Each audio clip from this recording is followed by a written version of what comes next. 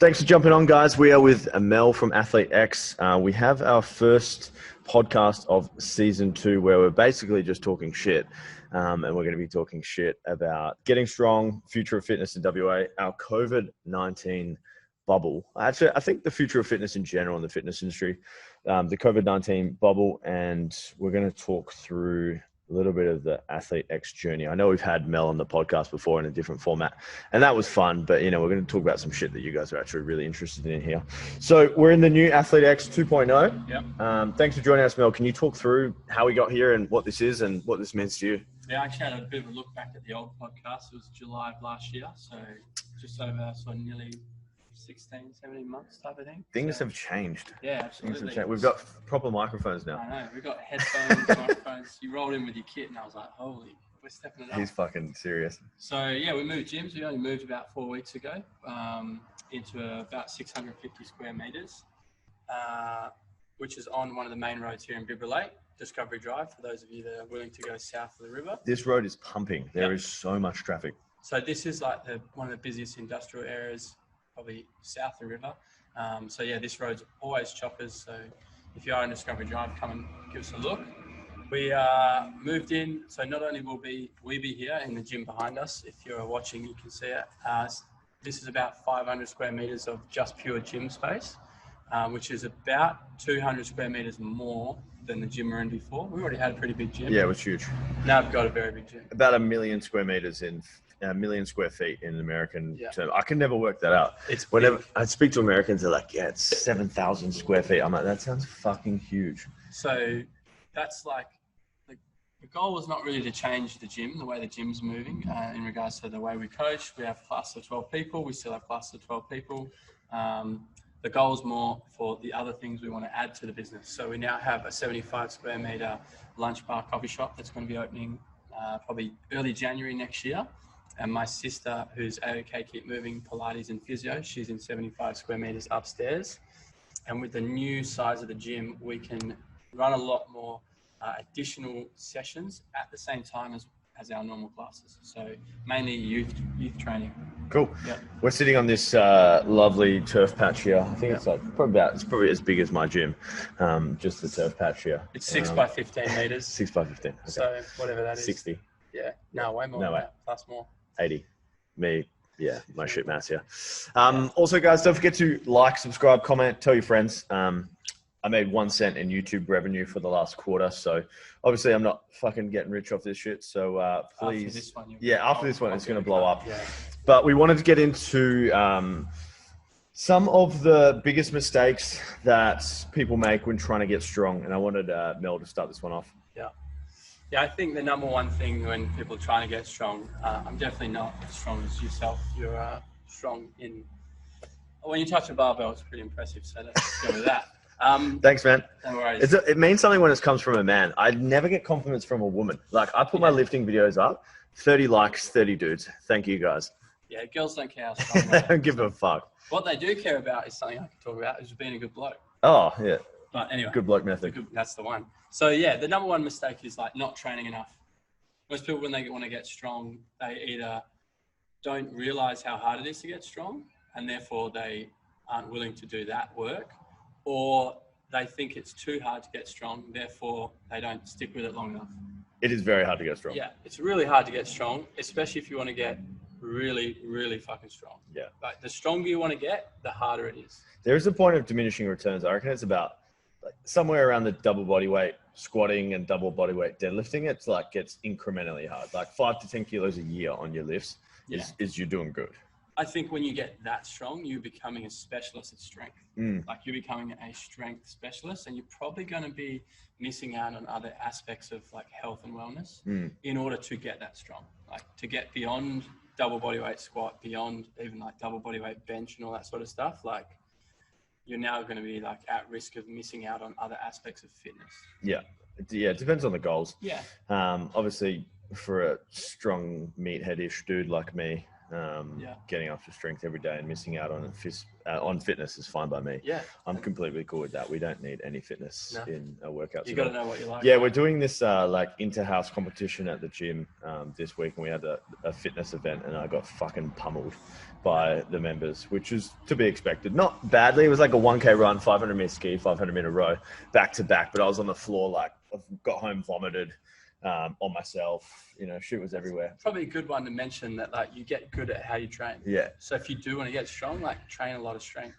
Like, if you do want to get fit, train a lot of fitness. So yeah, I think it's like a little bit of 6 of one, half a dozen of the other, and then we go from there. But you can't get strong doing fitness, but you can gain fitness by getting strong relatively to your size. Speaking of strength, one of our members just rolled in. Hello, member. Digby. Thanks for joining us on the podcast. Digby is the self-proclaimed busiest PT without social media. How busy is he? He puts away at least 50 sessions a week. Damn. And he has 0 social media. If you want to find out what he does, you have to send a carrier pigeon, or that's kind of it. That's all you can get contact with him. What's our next point here? Hugely off track. Yeah, that's all good though. You said we could talk shit. Yeah, no, we're talking shit. We said we could talk shit, Digby, so that's all good. Just admiring him getting his pre-workout and his fit aid coming out. Sometimes he comes just for fit aid. I can confirm. It looks like he's here to train because he's got his bag. Which we might see in the background in a second. I need to join this gym. Just free fit aids everywhere. You're just handing them out, eh? Pays ahead of time. Pays on a Monday for the whole week. I like that. I like that about him. What's your first one? Mistakes on getting strong, sir? Man, I would say not actually following a strength program. Mm-hmm. These sound so simple, but you'd be surprised. People are like, oh man, I'm not getting strong. I'm like, what's your training like? They're like, oh, a couple of runs, doing some chest workouts and back workouts and calves. And I'm like, there is no structured strength program in there. So what I mean by structured strength program would be anything where the rep ranges are probably like less than 5, around that 3 to 5. There's no structured percentages. There's no structured loading, deloads, weeks on the program, etc. So yeah, my top point would be to follow an actual strength program. How long is that actual strength program to you? Timeline wise, if I didn't have to program for a gym and keep people happy, I would do a strength program for 6 to 8 weeks. But I'm in the phase now where I need a program and keep 100 plus people happy. Mm-hmm. So I do it 4 weeks because I feel like that's probably like the maximum time you can go without getting really pissed off and bored. Yep. But the shortest time you can go to get an adaptation from the training and doing a deload in there. I like it. I agree. Yeah. It takes. Do you guys cycle? Yeah, we have 6 weeks. 6 weeks. So we do 6-week blocks, and we stick with the day. A day of the week has the theme. So we might squat. At the moment, we're squatting on a Monday as the theme, and we'll squat every Monday for 6 weeks, and then the day changes. So again, not all that. It's very un-CrossFit of you. A structured program. Yeah, look, we de-affiliated last year, and best thing you ever did. Yeah, it was good. We didn't really, at that point we didn't need it. We still have our roots tied in there, so that people still do conditioning most days, not every day, most days. But yeah, it is. We've been told it's very un-CrossFit. Yeah, man. Well, I think you're against the grain, bro. We've realised we're in the business of health, not making people go to the games. So that's the way we do it. Cool. Yeah. Nice thing to learn. Yeah. You're up, man. What's your third? For me, number 3 was a recovery. Recovery. I think people we all know people that are weekend warriors. Actually, might be just behind us, warming up. Where's Digby gone? Digby's gone. Anyway, we know those guys that train hard Monday to Friday, and Friday afternoon beers comes, and it's game on. It's 2.5 days of debauchery, absolute slaughter. Debauchery. Not only like meal-wise, but alcohol, lack of sleep. Like, I think talking about following a program can continue into following like a recovery program. Yeah. Like how much sleep you're going to get a night. Like we're going into summer, people are going to be going out more. I know like once summer hits in Perth, like, our winter's not very long. It's like what, 2 or 3 months? Yeah. After that, it's very mild. It's game on. Like everyone goes out every weekend. Dude, it's hot right now. Especially when you're younger. It's like, that's not the most conducive thing to getting strong. People that buck the trend for sure, and can still get really strong going out every weekend. But like, if you want to get strong quick, it's not the best. Dude, after 25, like it's downhill. bro. You can't do that shit. I'm 30, so I could go out and drink all weekend and like before I was 25 and get mad results, and now it's like I have one beer and I'm hungover for 6 months. Doesn't happen. No way. My next point would be training frequency, and frequency of lifts in particular. I think I've had my greatest results when I hit the same lift a couple of times a week or 3 times a week. So if I was on a squat intensification cycle, maybe I was squatting twice a week or 3 times a week, which leads us into like a program called the Squat Holiday program, where basically you would squat for 6 days a week, 3 sessions, increase your intensity each session for the 6 days. And then Wolfgang himself would say that you can increase your max squat by 10 to 20 kilos after that week, after obviously the recovery aspect happens. But which he's proven as well. Yeah. With a lot of people. Time and time again, he's an absolute weapon. And my VA has just messaged us and said, home. How good. Nice. All right. We're going into... your next point. What was my next point? Matt, you should know this. I know. We're on a podcast. I know. I believe my next point for mistakes for training was not getting coached. Like, you can get a program all you want. If you don't know how to do the lift properly, you're getting strong in a motor pattern that's probably not good for you. Yep. So you're building strength in what is a shit spot. Yep. So if you're not moving properly, you're not actually going to be getting strong doing the thing that you want to be getting strong at. Squat, dead, bench, handstand, whatever the thing you're trying to actually improve. If you're not doing it properly, like, it's no actual point getting strong at it, because what will happen is you'll get strong at moving poorly, and then you'll have to learn how to move properly and then get strong at that thing. So you're better off just learning how to move well first. Doesn't feel like strength training because there's probably like big dogs in the room who are lifting twice as much as you. Yeah. But they actually spent the time already to learn how to move properly. Yeah. Right. So whether it's a virtual coach at the moment, obviously people doing like online stuff, or an actual in-person coach, either way, you need someone watching how you move so that you can actually move well. Yeah, I agree. We have this dude that just signed up in my gym, and his name's Luke, and he is the biggest unit I have ever seen in person train. What did he do? He came in day one, and it was like 5 a.m. or something, like 5:30 session, and he gets like the sniffing soul at 5:30 a.m. and he's like taking it in, like pumping himself up. He's like, yeah, like fucking let's go. And he benches like 140, 5x5. At 5:30 a.m. on his first session. I'm like, dude, that's my 1 RM. That dude's strong. Dude, he's strong. 140 bench for any humans. Yeah, strong. Dude, he is an absolute monster. But teaching this guy Olympic lifting is hilarious because he like can't even touch his shoulders because he's so fucking big. And that's probably goes back to what we were saying before about strength, right? Yeah. He's gone so far down the rabbit hole of getting strong that he can't Olympic weightlift. Yeah. He doesn't have the mobility or the positional strength. And at the end of the day, like, that's what mobility is. He can't actually get into the position to do it. I coached him this morning and we were doing cleans and he was like, how do I get my front rack better? And I was like, bro, you're on like 6 to 12 month journey on stretching to get yourself in that front rack position. Well, there's like a pretty good CrossFitter. He's a very good CrossFitter. He's been to the games before, Ryan Woodall. Yeah. Down in Rockingham. I reckon he CrossFitted for 6 years before he got the bar to touch his shoulders in front rack. Was he like a bodybuilder or something? Man, I couldn't tell you, but his shoulders were cooked. Yeah, he's like older, isn't he? Yeah, he's a masters athlete, does very well. Like, he's got a cool gym in Justice down in Rockingham. Yeah. They're all very fit and they're all very strong. But yeah, like, unless the bar's got 100 on it, it ain't touching your shoulder. like, it's just not going to happen. And he knows it as well, but like, that's fine. It is what it is. He's still working on it, of course. But yeah, shout out to Ryan. Shout out to Ryan. We're going to go into best strength programs that we've ever run. And I'll kick this one off by one of my favorite strength coaches, Wolfgang Unsold. He actually wrote the Squat Holiday, but I'm talking about the strength and mass program. So I was on a training camp in Spain with the Real Movement Project about 3 years ago. And basically we did this strength and mass program in Spain at this gym called Mike's Gym. And Mike's Gym is a obstacle course gym in the Spanish mountains in Marbella. Basically, they've got like a gym kind of CrossFit setup, swimming pool, and an obstacle course. And an obstacle course is like fucking huge. It's not like a couple of hurdles and shit. It's like an hour to get around it. Yeah, it's literally like the adventure world of obstacle course racing. And this guy spent like 20 years building it. I had the pleasure of staying there for a week, which was amazing. But yeah, we did the strength and mass program on that camp, and there's a lot of tempos, there's a lot of holds, and there's a lot of 8x3s and 6x4s of the similar lifts. So basically, you train Monday, Tuesday, Thursday, Friday. Monday you would do squatting and like an Olympic lifting, and then Thursday you do squatting and Olympic lifting. Tuesday and Friday you would do bench behind the neck press on both days, but then you were just doing 8x3s on Monday, Tuesday, and 6x4s on the other day, and the tempo was changing.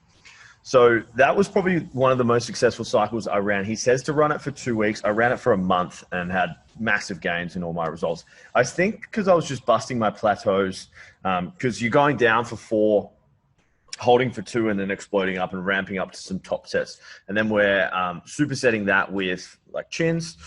Yeah, I just think it was the ultimate plateau buster in terms of a program, and I had mad success with it just because it was so fucking simple, and it worked like fantastically. The other thing why I guarantee you why that program did wonders for you as well in that stage is where you're in an environment that was very conducive to getting strong, because you're on a camp with 10, 15 other like beasts, very, very strong humans. And like that's probably the last point on how to get strong, is be in a position that there's other people around you that are like either stronger than you, or you want to get as strong as them, or whatever it is. Like if you join a gym that's known for strength, probably going to get stronger. Right? Yeah, it's the first time in my life I've had people in the gym that are stronger than me now, which is like a great thing, but also like it kicks the ego in the face. I was like the leader of snatch, clean, squat. I still think I still got 2 of the 6, but other guys are just kind of slowly catching me in things, which is fantastic to see. Like Good it's for great. Your progress moving forward. Yeah, I know it's we got leaderboards now with lifts on it, so we got top 8 male and female of each lift. Yeah, it's fantastic. Gold board. 100%.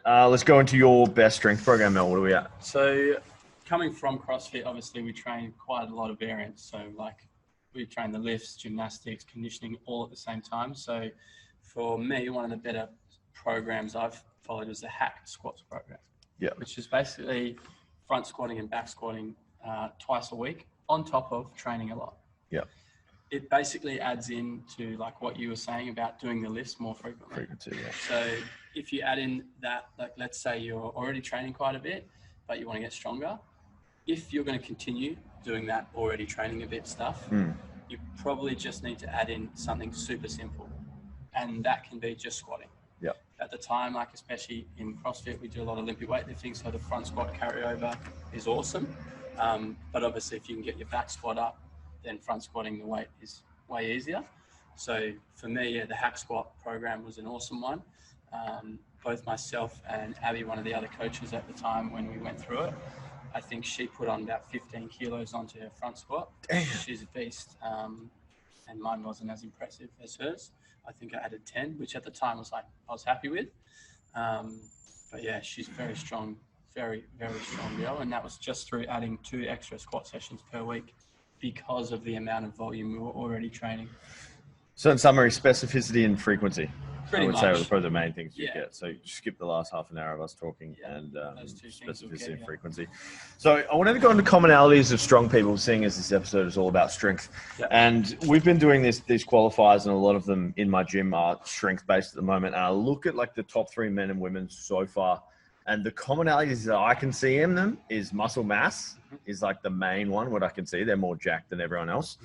And then they have this weird, like almost sick mindset with getting strong and training, like a little bit like fucked up. Obsessive. Yeah, a little bit obsessive with like the barbell and the iron. I could agree that like my business partner's a rather jacked individual. Yeah, he's mildly jacked. Strong. He's like also got high volume of muscle mass. We did a 7-day fast and he lost 5 kilos and he got down to about 4% body fat. Yeah. Which I wouldn't recommend for people that are under 10%. Yeah. Getting that low, because he was struggling at the end of it. Yeah. But he does have a lot of muscle mass, and that allows him to create strength in many different variations, I guess. Yeah. Like he can do 5 rep maxes, 3 rep maxes, 1 rep maxes. All the time. All the time. All day, all the time. He trains a lot of volume and he trains a lot of frequency. He's a high-level CrossFit athlete. Just ticked over to Masters as well. So is he 35? Yeah. Damn, Sam's old. You don't look that old, eh? Jack, 35-year-old, eh? Shit, man. He's got like 6 years on me. Yeah, 35. Just had his first baby. Nice. 7-month-old, 6-month-old. Yeah, sperms are still working. Going well. He's doing good. Good. He's actually currently in quarantine, which is a bit shit. Quarantine? Is he in a hotel or home? Yeah, somewhere in the city. Shit, that must suck. Not the I don't know richest why. city. Some people get to do it in houses and others are doing it in hotels. I'm like, how does that work? Overseas. Oh, overseas. You is come like, from overseas, you're in a hotel. yeah, right. I've been making this joke all week and I'm going to make it on the podcast. WA is like the biggest free range prison in the world at the moment. Like we are trapped in, but we can do whatever the fuck we want in here. Yeah, I feel like it's like the lowest security because like no one actually wants to leave. Yeah. It's like a holiday town that you can't leave. Yeah. Even, like... Prison. Pretty much, yeah. Yeah, I hope prison's not that bad here in WA anyway. Yeah, I actually visited a friend of mine who's out that way and he's in like the farm prison. Yeah. He said it's pretty shit, but it is what it is. And it's like... What is a farm prison like? So basically it's a farm. It's a functioning farm. Yeah, right. So he's like... He works in the kitchen because he was a second-year apprentice. So basically he's in charge of cooking the food for everybody. But the actual place is a farm. So when you're in this prison, you have a job. Yeah. You work 6 days a week. You start at 7 in the morning and you finish at, 2 p.m. and you get paid $6 for the day. Rank. They basically reckon that... What do they buy with the money? Cigarettes and protein bars. Drugs. That's what they... They may or may not. Drugs, hookers. I think that was a cool story, actually. He was like, I'll have more stories later when I come out, which is like not too long, which is cool. But one of the cool stories was like, because he's in this really low risk prison, no one fights because they don't want to leave. Yeah. If you fight, you're out. So the guards basically let them, I don't know if I should be saying this, but anyway, the guards basically let them have, every 3 months, they have like a fight night. No. A fight club.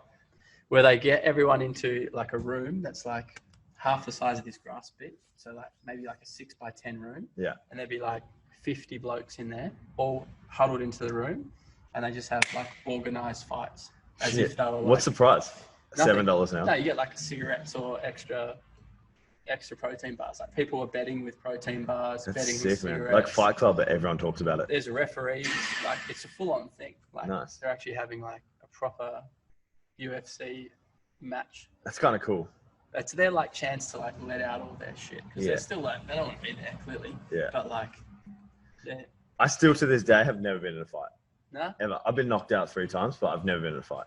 Just copped it. Yeah, just from like, I fucking deserved it for sure. So many opportunities, especially in high school. Like, I can imagine like a younger Tim would have been. Oh, I was a fucking twit. Rather chirpy. Mate, chirp. Yeah, that was. Definitely shouldn't have kissed his girlfriend. Nah, look.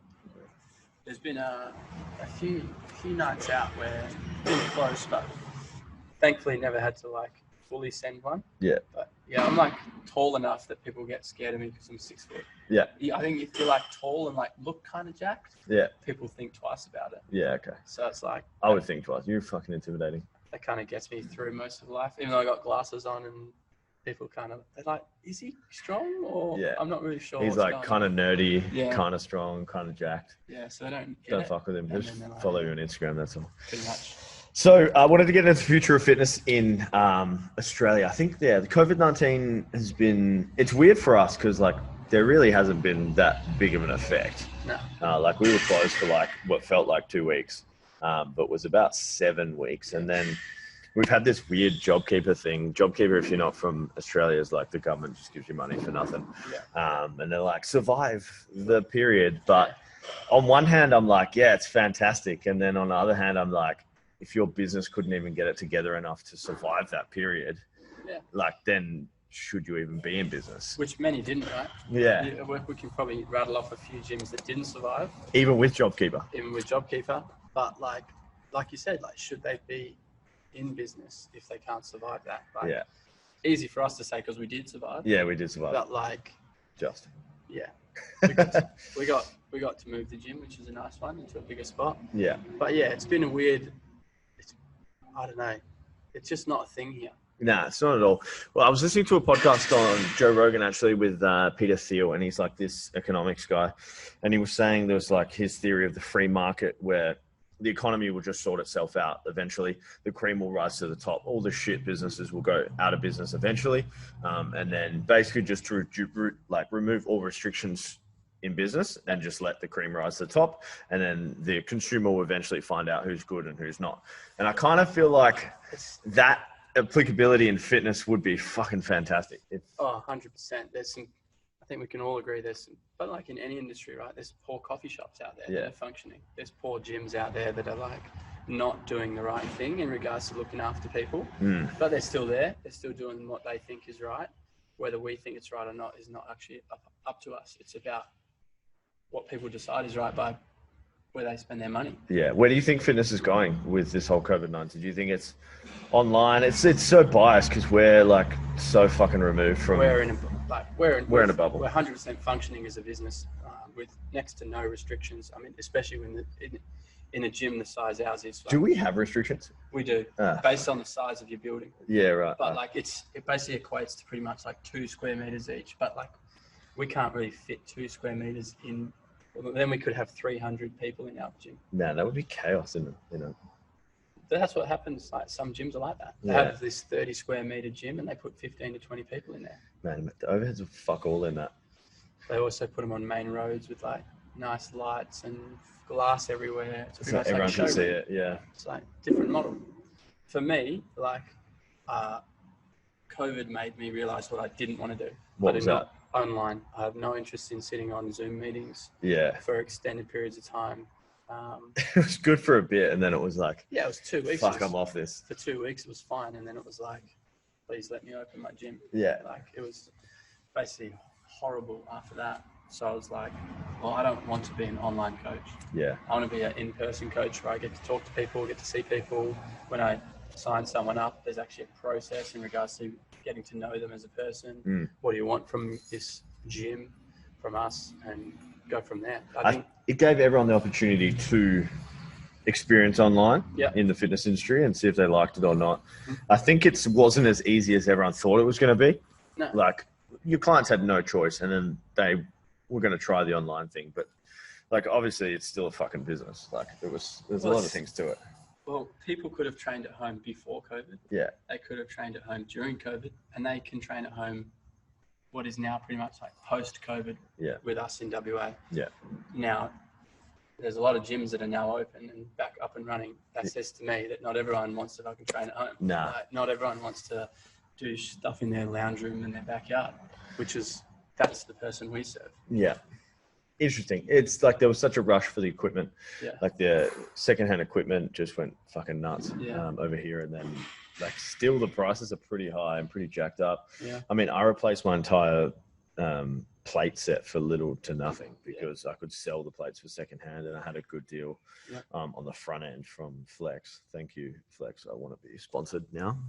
Shout out to Flex, which are up. They're all mainly up your way. Yeah. We got one in Canning Vale still. So where do you think the industry's going? Any change? No, not for me. I think at the moment, like a gym like ours serves people that don't really like going to normal gyms anyway. Yeah. So our model doesn't change. Our model is about serving people to a point that goes beyond access to it through the door. Yeah. But do you think like people were just like, oh, cool, I can do this $9 a week thing, and they had memberships and maybe they just didn't go back because of the whole COVID thing, and they were like, maybe I don't need to pay this $9 a week for a gym I probably would have gone to once in the last 6 months.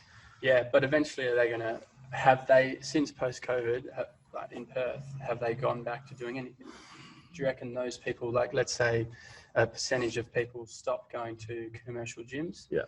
Do you reckon they've gone back like because of they stopped training, right? They're going, I don't need this membership, I don't go anyway. Yeah. I think the saturation would be less. So 17% of Australia has gym memberships currently, which is fuck all when you think about it. I think America's got 24%, we've got 17, which is like one of the highest. Super interesting thinking about it. I think there will be a big downturn in the 247 gym space. Yeah. I think a lot of people will be leaving that sector. I do think the rise of the boutique gym is upon us. And people are willing to invest and pay more. Like people usually spit their chips out when they hear how much my gym is, but for a good reason, because the value is there. But I guess it's just like different ends of the spectrum in terms of. My was it during COVID? No, it was before COVID. Anyway, I had put a thing up on my story, and it was basically along the lines of like, majority of gyms are for the minority of people. Like not a lot of people know what they're doing in a gym. Mm. They still don't know what they're doing in a gym. You don't buy a gym membership and you know what you're doing. Yeah. You have to get a trainer or go to a gym with high levels of coaching and all that sort of stuff. And that's still the case now. Mm. People didn't spend COVID studying how to train. No. Most of them spent it eating. So now they definitely need a coach. Eating and drinking. Yeah. Man, the amount of people that inquire with us and they're like, yeah, I've done nothing for 6 months. I'm like, it fucking bewilders me. That's the reality of it. Those people, a lot of them probably had gym memberships before. Mm. They probably had a membership. Their cheaper membership is now they realize, oh, I don't use it anyway, so I need something different, something that is more accountability, more coaching, more community, and all those sorts of things that I know your gym offers, and we try to as well, right? Yeah. Maybe those fence sitters are no longer on the fence. They realize that what they were doing before hasn't served them. It's time to change. Yeah, all valid points there. Thanks for jumping on, guys. It's been fantastic having Mel on the podcast. Heaps of little nuggets in that one. Bit of a random episode of our strength, but thoroughly enjoyed it. Don't forget to subscribe and leave us a 5-star review. I fucking appreciate it muchly. Made the top 150 in health and fitness last week. See if we can crack that again with this banger of an episode. How can people find you, Mel? The gym's just the.athletex on Instagram, and I'm just mel.athletex on Instagram as well. Anything you want to pitch? Not really. Just hope that everyone's out there training, getting strong, staying strong, and enjoying what is a beautiful life. It's a fantastic life. That's a wrap. Thanks, brother. Cheers, bro.